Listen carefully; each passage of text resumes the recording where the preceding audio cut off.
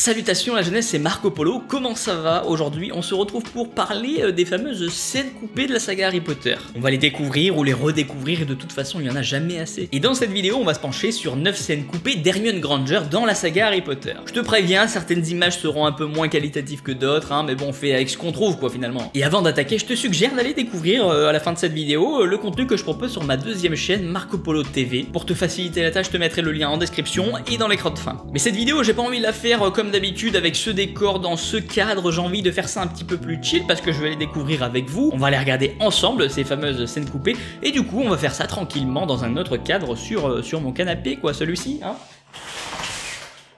Voilà un petit peu l'envers du décor quoi. Bon là on est dans le noir donc je vais lancer le jingle et pendant ce temps moi je vais aller tout préparer et nous installer là-bas, c'est bon? Allez, on est parti pour 9 scènes coupées d'Hermione Granger dans Harry Potter.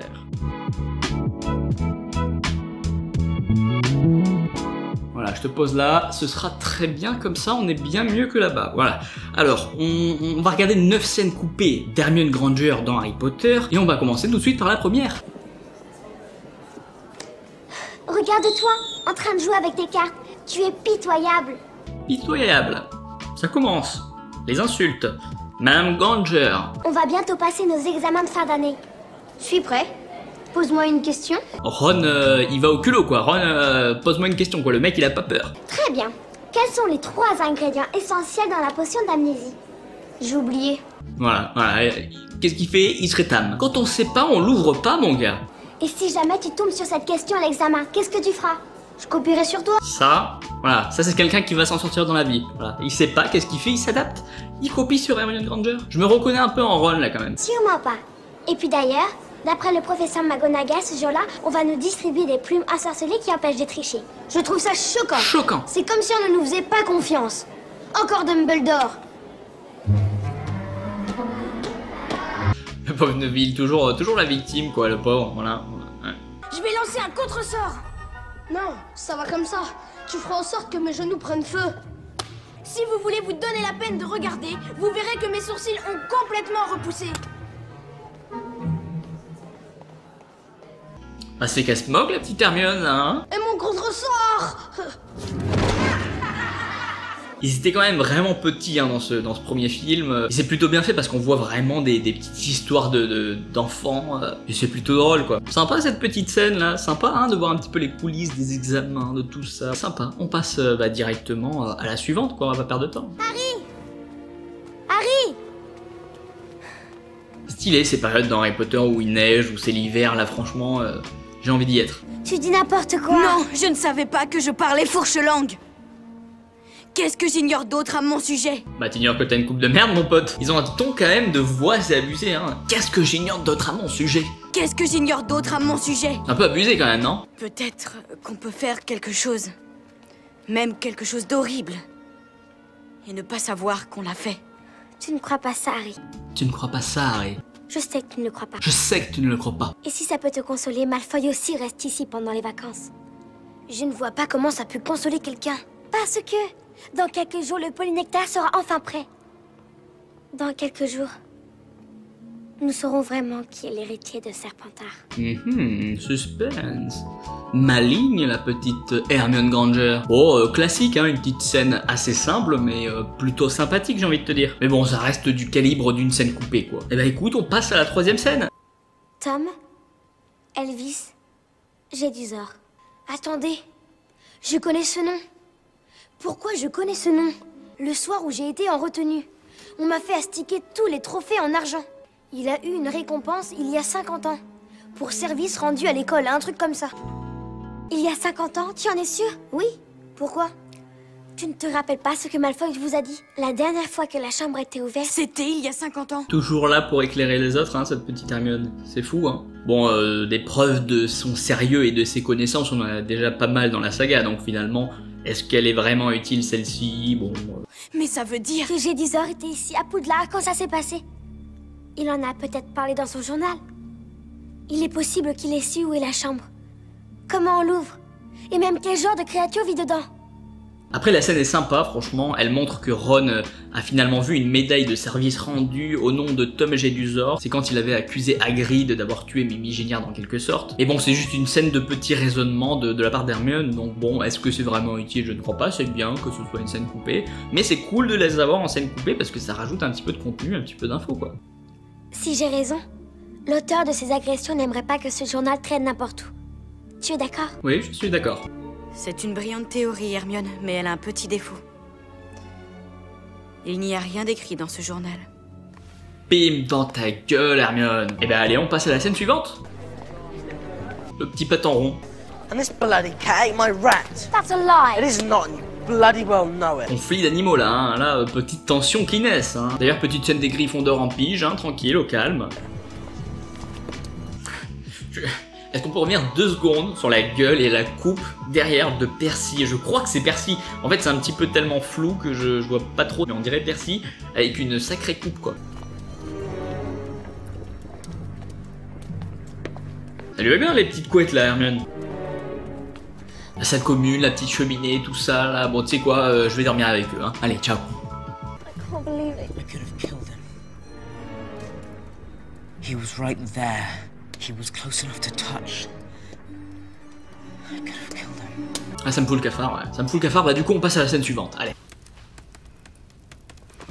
Oh, la qualité des images. Oh là là, ça c'est quali, ça. Hein. Ça c'est du 4K, ça. Hein. Did you honestly expect you could just walk up to old Sluggy and ask him to reveal his deepest, darkest secret? Le bon vieux Sluggy. Mais pour qui elle se prend, celle-là?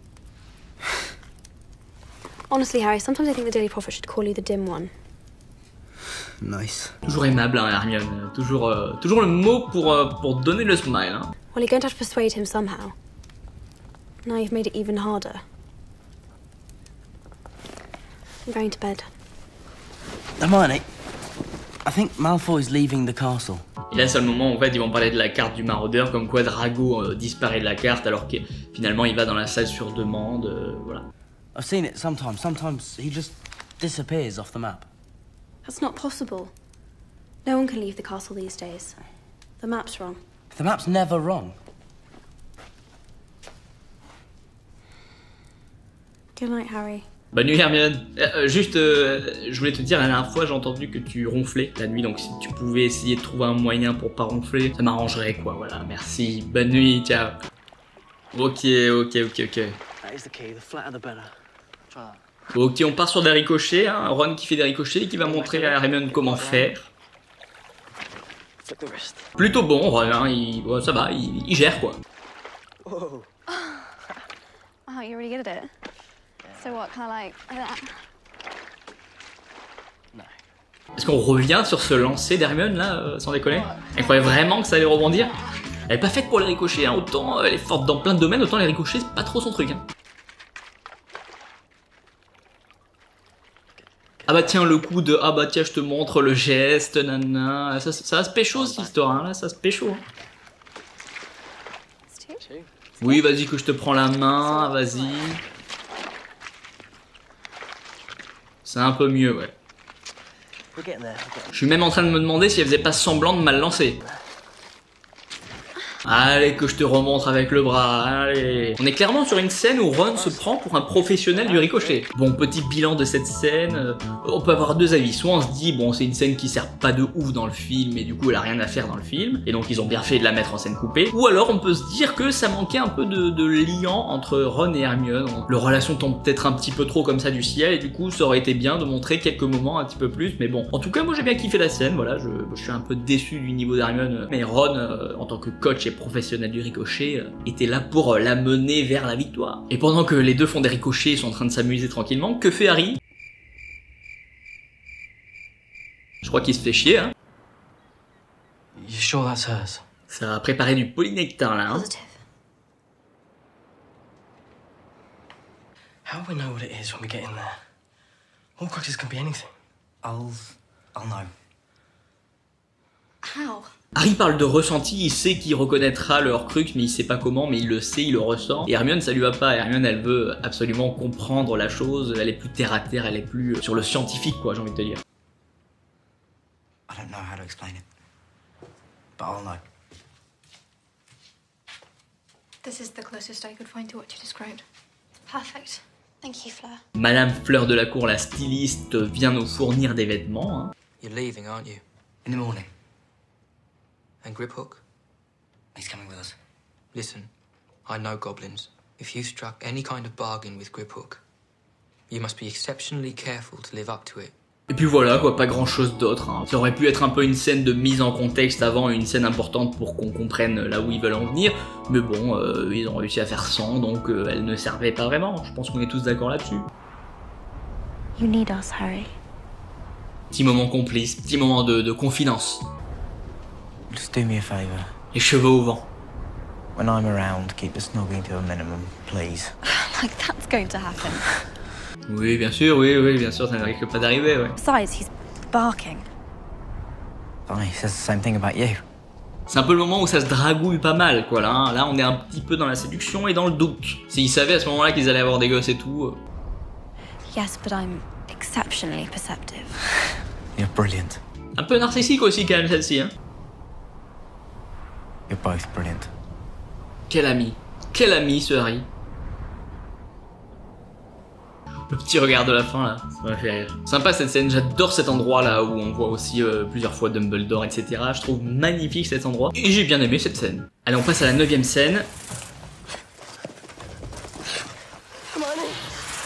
C'est moi où il est hyper mal fait le serpent, là. On dirait clairement un truc fake. On dirait que le montage et les effets spéciaux sont pas terminés.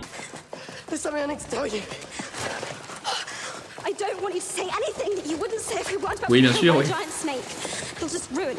Oui, bien sûr, oui, le mec est poursuivi par un serpent géant et il trouve le moyen de discuter tranquillement avec Hermione. Oui, bien sûr. Hein. Je crois qu'ils ont jamais descendu des escaliers aussi vite de leur vie. Non mais je trouve ça drôle. Ils sont là, ils sont en train d'être poursuivis par un serpent, ils sont à 2 doigts de mourir, mais ils décident de lui parler. En même temps, je le comprends, hein, parce que s'il se fait buter maintenant, au moins il aura dit ce qu'il avait à dire. Franchement, cette scène, ils auraient pu la mettre dans le film. Hein. Elle dure que quelques secondes, et honnêtement, ils auraient pu la mettre dans le film. C'est plutôt drôle, c'est voilà. Dis-moi ce que toi tu en penses en commentaire, et dis-moi aussi quelle scène coupée tu as préférée. J'espère que tu as passé un bon moment. Dis-moi ce que tu penses des vidéos un petit peu plus chill comme ça, hors décor, etc. Et puis si t'as passé un bon moment, écoute, abonne-toi à la chaîne, mets un petit pouce bleu et n'hésite pas à partager cette vidéo autour de toi. En tout cas, je te remercie d'avoir regardé cette vidéo. C'était Marco Polo et puis je te dis à très vite.